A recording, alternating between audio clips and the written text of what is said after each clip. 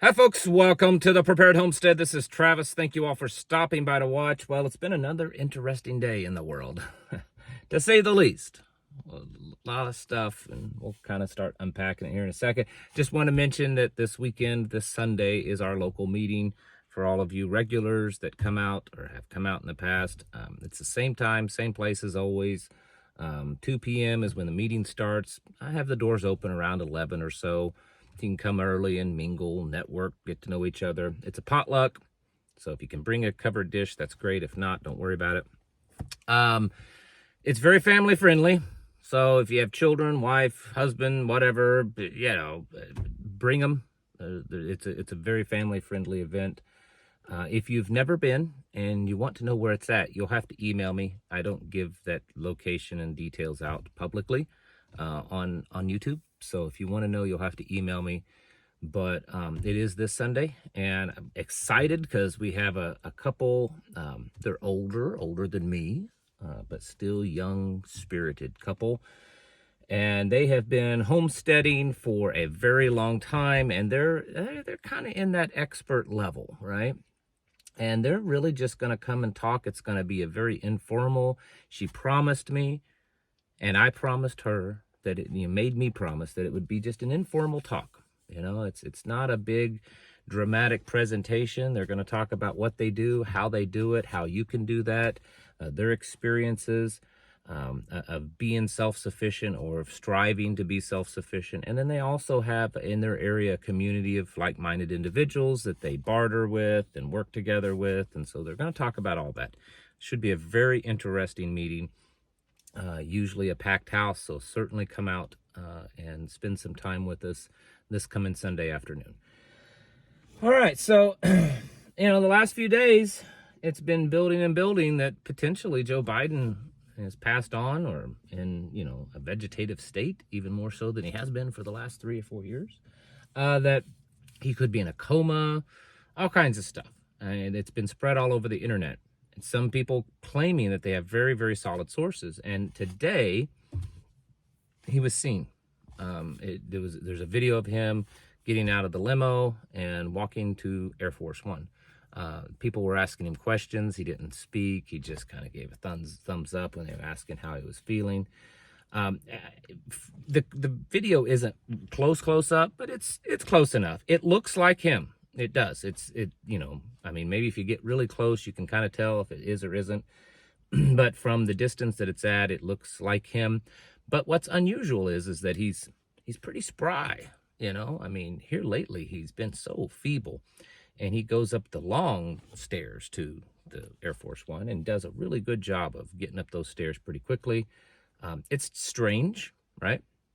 And so a lot of people are saying, well, all of this rumors and conspiracy on the internet, see, you're all wrong. Well, maybe so, but it doesn't answer the question of why has the Biden administration, why has Joe Biden and all of his people made it appear as if he was dead or bedridden or dropped out or didn't exist or whatever, because there have been multiple things happen that kind of make it look like that. When there's a letter posted on Twitter that he's dropping out of the race, no formal, this is, they could just record a video.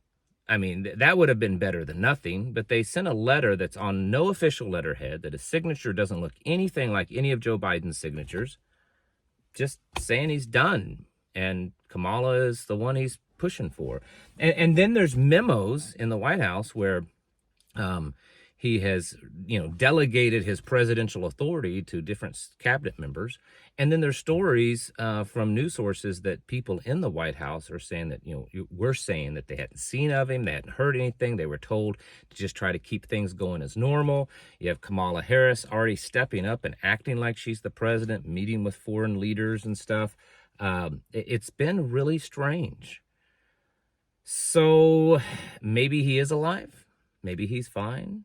But definitely something's going on. And while I don't know what it is, it could just be nothing else to make all the right-wing people look crazy. I don't know. It has distracted a lot from Donald Trump's shooting. There's not been much talked about that. There's been the hearing, and apparently the Secret Service director has resigned. But you know, FBI, Homeland Security, all those guys, directors, they've refused to come and speak before the committee that's looking into this. And, you know, it's been like they've just tried to make it disappear. You know, Secret Service says they've lost the audio recordings of the radio chatter that day of the shooting there, Donald Trump's, you know, rally. There's been so many weird things go on, and probably some of it is just, you know, ridiculous conspiracy theories, but some of it makes a little sense, and they should at least answer it. So that's happened, all while this is going on. There was a huge explosion today at Yellowstone. One of the geysers that normally is a geyser exploded. It looked like a volcanic eruption, not quite that big, but it was still really big. Did a lot of damage to some of the boardwalks where you walk out and see it. People were running and screaming away from it. And the park ranger said that they've never seen anything like this. Is this nothing? Is it just a one-off weird thing that happens? Or is this indication that, like many people have thought and believed, that the Yellowstone caldera is heating up? I don't know. I'm not an expert. I'm not a volcanologist. I'm not a geologist or anything like that. But, you know, it makes you kind of question that. There's been other things, you know, the whole global conflict stuff seems to be heating up, and alliances are being drawn. The economy stuff, the housing sales have dropped dramatically this month. And I just watched a video today of one of the top housing investors, I believe out of Chicago, was saying that he believes that the housing market will collapse next month. He said all the indicators are showing that it will collapse next month. Maybe, maybe not. I don't know. But even Elon Musk said the other day that he believes that the U.S. dollar, that the United States is in a debt that they cannot sustain. It's an unsustainable debt, and that he believes that the U.S. dollar will collapse. BRICS has said just recently that they need to get ready for it. They've been warning their nations that are part of BRICS that you need to be ready because the U.S. dollar could collapse at any moment. Maybe so, maybe not. I don't know. But there's just a lot of strange goings on that's happening. And again, this whole election stuff is really weird. It would make sense. Now, this is another thing. Joe Biden, they're saying that he's going to address the nation from the Oval Office tomorrow evening.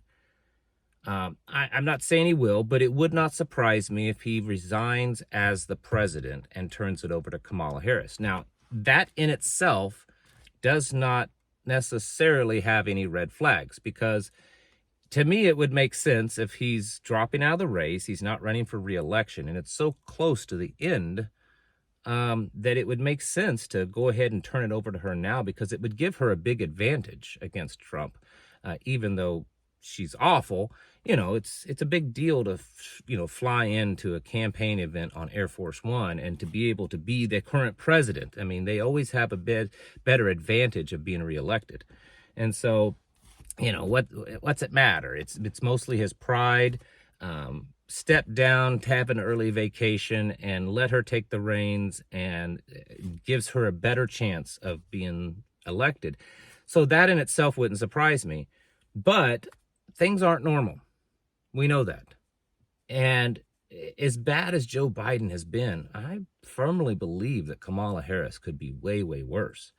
And so the amount of chaos and the amount of destruction that could be done between now and the election to potentially keep her, or get her elected is great. So I'm not saying that he will or that he won't, but it's possible. And again, under a normal circumstance, it may not be that big of a red flag, but considering the way things are going, it kind of is. So tomorrow night, will we see the end of Joe Biden's presidency and Kamala Harris being sworn in as president? I don't know. They say that she's locked in pretty much all of the delegates, and it's pretty much a shoo-in at this point that she is going to receive the Democrat nomination. And, it's a mess. It's an absolute mess. It really is. And, I don't want to keep repeating myself. I really don't. I get tired of it. I'm sure you're tired of hearing it, but my goodness. The times we are living in is crazy, folks. I mean, it is a really dark hour for the United States. Whether or not Joe Biden is alive or not, whether or not he resigns as president or not, it's all a dark, dark time that we're in. And I can't see, at least in the foreseeable future, of things kind of turning around and being really great. So I think we have a lot of dark days ahead of us, probably much worse than we've already experienced. And so you need to be getting ready. And I mean seriously ready. Stocking up, going over your plans, becoming good friends with the people around you, building those relationships. It's just bringing your family in tighter and closer, kind of circling those wagons. You need to figure things out because, as I've said the last couple of weeks, and so far it's been correct, the next days and the next weeks ahead could be pretty crazy. They have been so far, and I don't suspect it'll slow down anytime too soon. It's almost like now it's building on its own momentum. You know, it's like that rock going downhill. At first it may be a little slower, then all of a sudden it just gets going and it can't be stopped. And it's what it feels like that we're at right now, that there's not really anything stopping this momentum of chaos. And so you just need to do what you have to do. I don't know what it is. I don't know where you're at and what stage you're in, but you need to be getting ready, getting your houses in order, and preparing yourselves mentally, physically, and spiritually. Thanks for watching. Catch you in the next video.